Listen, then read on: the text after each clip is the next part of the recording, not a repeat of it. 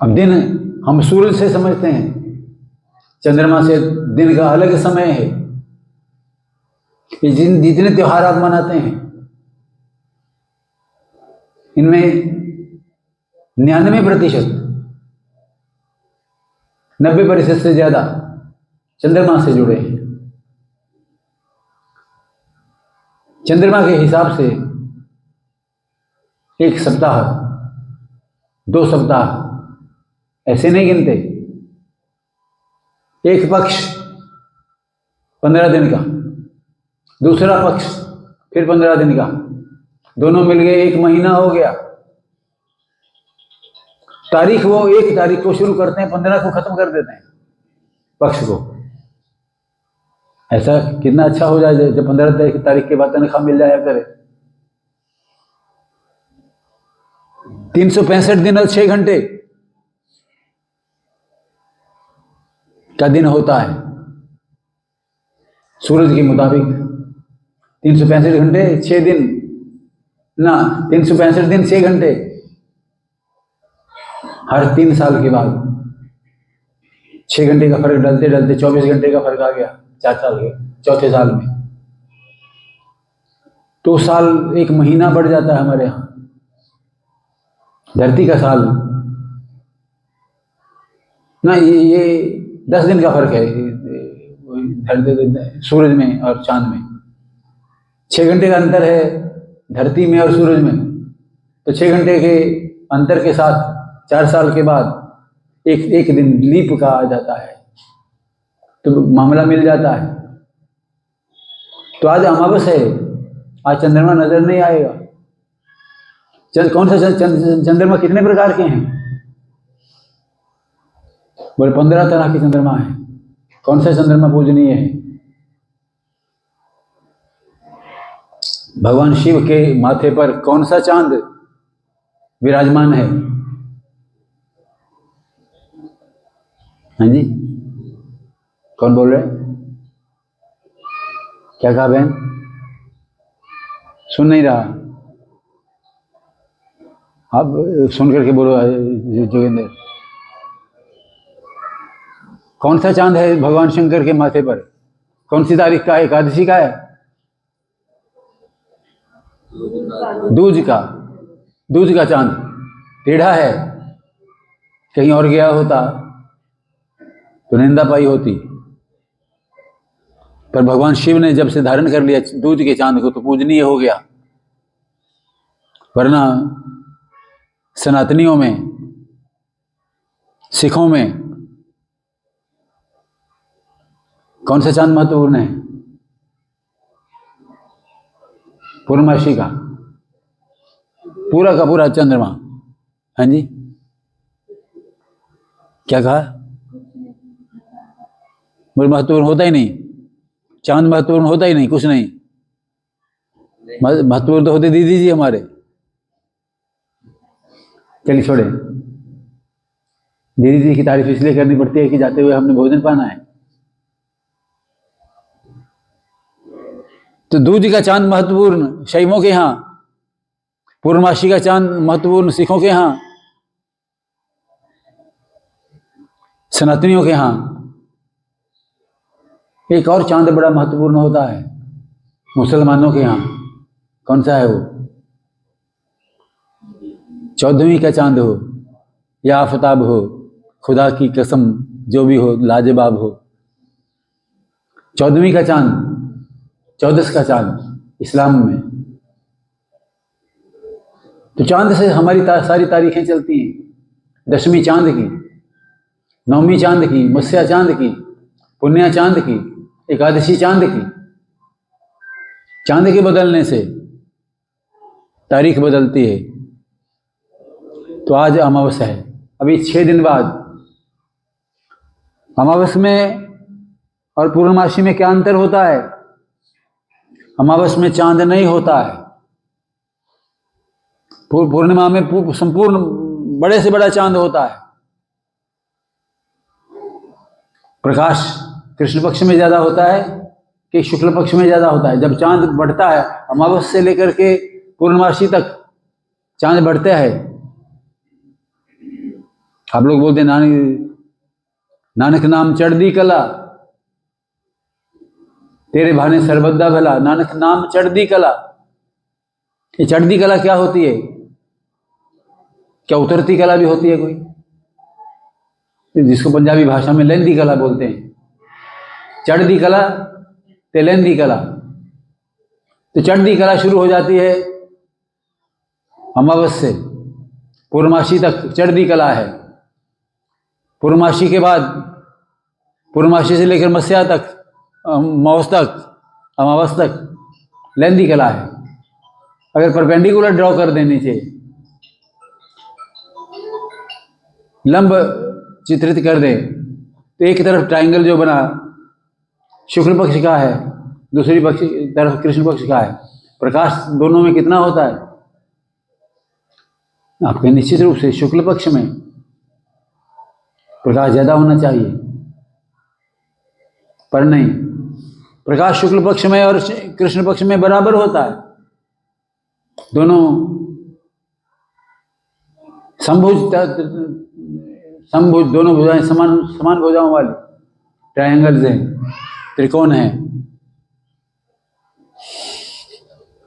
बराबर का प्रकाश होते हुए भी जब प्रकाश बढ़ता है उसको हम प्रकाश की चढ़दी कला बोलते हैं, और जो प्रकाश कम होना होता है, डिक्रीजिंग है, वो लेंदी कला है।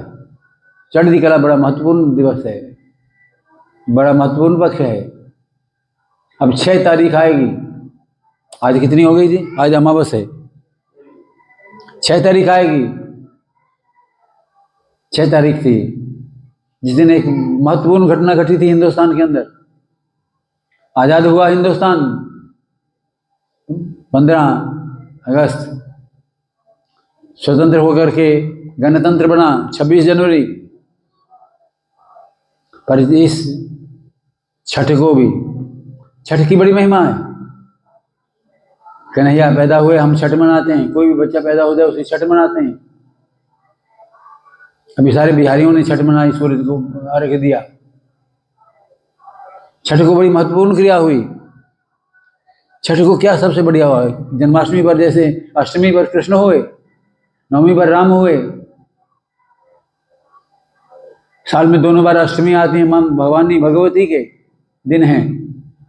इस छठ को क्या हुआ? ये जो आप छठ आने वाली है,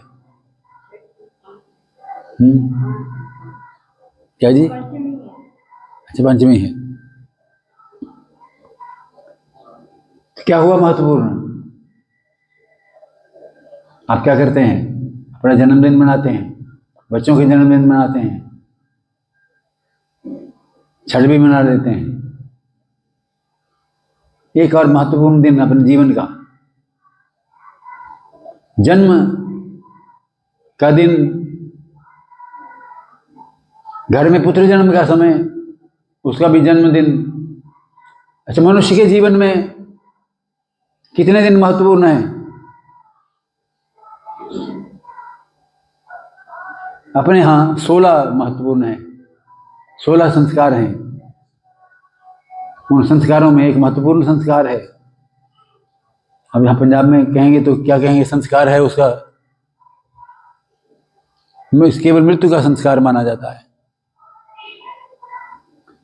मृत्यु के संस्कार के अलावा 15 संस्कार और हैं, 16 हैं टोटल। इन संस्कारों में एक बड़ा महत्वपूर्ण संस्कार है। कौन सा है?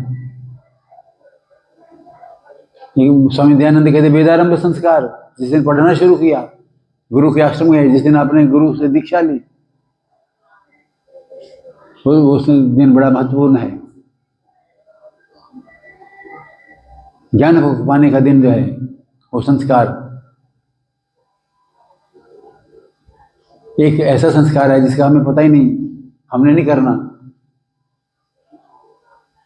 क्या होगा उस दिन? बोले बाकी का पता नहीं, मैं नहीं होऊंगा। उसको बोलते हैं अंतिम संस्कार। वैसे जन्म से पहले भी संस्कार होते हैं। व्यक्ति को संस्कारित होना चाहिए। हमारा बच्चा बड़ा संस्कारी है, बड़े कायदे कानून नियम को मानने वाला माता पिता का सेवक है। माता पिता ने बहुत अच्छे संस्कार दिए हैं। अब जब संस्कार का मतलब अंतिम संस्कार भी होता है, तो माँ बाप ने वो तो हमें दिया नहीं, कि दिया। खैर, एक महत्वपूर्ण संस्कार है, जैसे मैंने कहा वेदारंभ संस्कार, पढ़ना शुरू किया।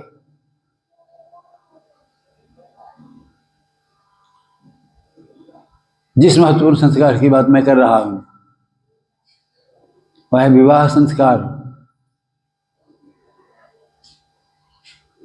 तो आज का 5 तारीख का दिन कौन से ऐसे तिथि का द्योतक है जिसको हमें मनाना चाहिए? आजकल के मॉडर्न बच्चे जो हैं, अपने जन्मदिन के अलावा माता पिता का जन्मदिन भी मनाते हैं, माता पिता को खुश करने के लिए। तो भगवान राम के विवाह का संस्कार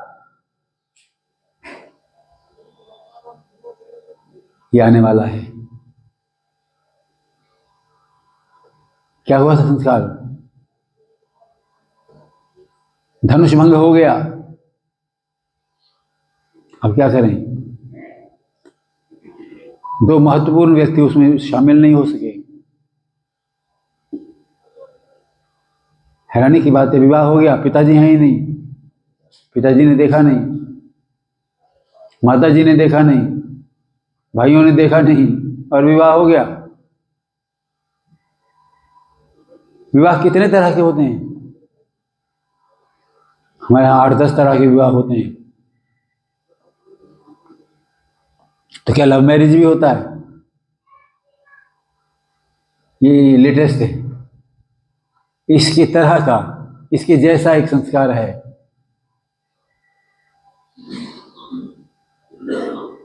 उस संस्कार का नाम है, नाम मुझे एकदम ध्यान से निकल रहा है, गंधर्व विवाह। माता पिता की लोड़ नहीं, गंधर्व विवाह, गंधर्वों की, देव जाति का उत्तम। 16 तरह के विवाह माने जाते हैं, जिनमें माता पिता की सहमति से हुआ ब्याह जो है वो ऋषि विवाह है। माता पिता की सम्मति नहीं, मुंडे कुड़ी ने मिलकर आप ही कर लिया। कोई ऐसा विवाह बताइए हमें जो मुंडे कुड़ी ने आप ही मिलकर कर लिया, और मापिया दसिया ही ना हो, पापा तो सैर करने गए हो, इसी मैं पीछे ही कर लिया। बड़ा महत्वपूर्ण। क्यों ऋषि जी? हमने तो नहीं किया, सन्नू की पता जी। भारत के सबसे महत्वपूर्ण व्यक्ति ने,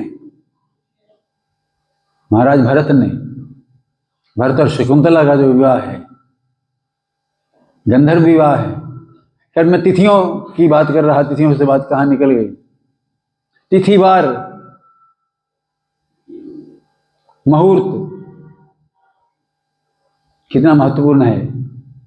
तो राम जी के विवाह का दिवस है, पर हमने एक निर्णय ले रखा है, जो त्योहार सामान्यतः नहीं मनाए जाते उन त्योहारों को हम किसी न किसी मंगलवार के साथ जोड़ लेते हैं। अपने आश्रम में यहाँ पर राम जी के विवाह का संस्कार 10 तारीख को मंगलवार है, उस दिन मनाएंगे। आप सब आइए, और जितनों को आप अपना समझते हैं, हमारे माता पिता के विवाह का दिवस है, जितनों को आप अपना समझते हैं, जितनों को आप अपने बेटे की शादी पर बुलाएंगे, उतने लोगों को यहाँ इनवाइट करिए। जो भी आपके रिश्तेदार हैं, हमारे राम जी का विवाह दिवस है, हम उनको आमंत्रित करें, राम जी के साथ रिश्ता जोड़ें। सीताराम जी महाराज हमारे माता पिता हैं। तात तुम्हारे मात वैदे ही, पिता राम सब भांति स्नेही। सब प्रकार से स्नेह करने वाले सीताराम जी महाराज हमारे माता पिता हैं। तो उनके विवाह का पावन मंगल दिवस है। बड़ी ऐसी बातें कर दी जो आपके काफ़ी बोर किया होगा। तो आप भजन सुन लें, क्या सुनाते हैं ये देखते हैं। अभी